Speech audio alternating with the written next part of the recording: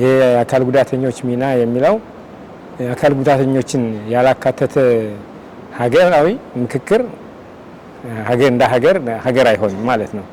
ግን ሀገራዊ ምክክር ይሄን ግንዛቤ አድርጎ እኛን አካቶ ነው እየሰራ ያለው። አሁን ሀገራዊ ምክክር ያው በመመካከር በእንትን በማለት ነው ብዙ ነገሮች የሚፈቱት።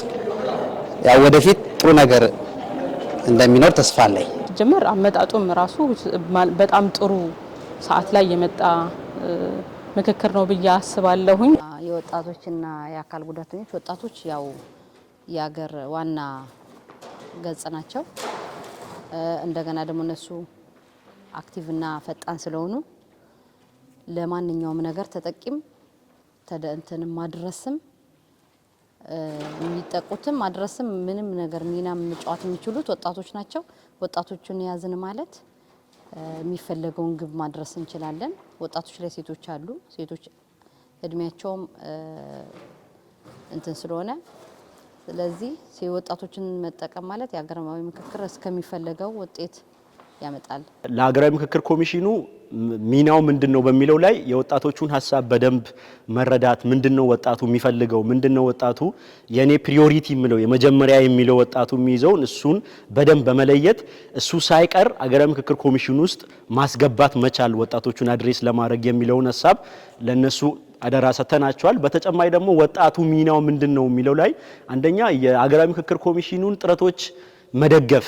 ምክንያቱም ሀገራዊ ምክክር ኮሚሽኑ የአንድን ግሩፕ ብቻ ነው የሚያራምደው የሚል የተለያየ ማጣጣሎች ስላሉ እሱ ድካሞቹን ሐሳብ እየተሰጠ እንዲታረሙ እየተደረገ ግን ያሉትን ጥሩ ጥረቶች ግን እሱን መደገፍ መቻል አለበት የሚለውን ያስቀመጥን።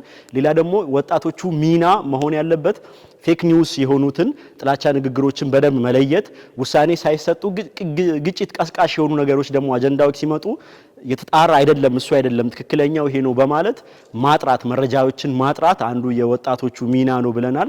እንደ ሴቶች ደግሞ የኛ ሚና እዚህ ሀገራዊ ምክክሩ ላይ በዋናነት የኛን ጉዳዮች አጀንዳዎቻችንን በደንብ ልቅም አድርገን አንድ ባንድ ማቅረብ እሱ አለ።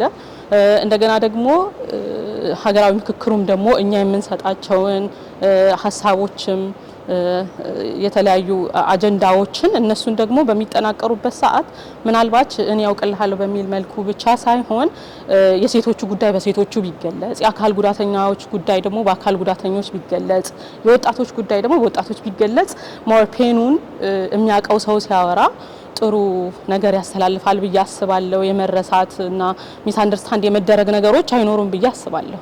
የሴቶች ይሄ ቢሆንልን ብለው ይሄ የኔ አጀንዳ ነው ብላ አሁን እዚህ ያለው ተወካይ የሴቷን አጀንዳ የሴቷን ፍላጎትና የሴቷን አካታች የሆነ ሴቷን ሊወክል የሚችል የሴቷ አጀንዳ ነው የኔ አጀንዳ ነው ብላ የምትለውን አጀንዳ እናቀርባለን። እኛም ያለንን ነገር እናወጣለን። አሁንም እንደምታዩት እያወጣን ነው፣ ሐሳባችን እየገለጽን ነው።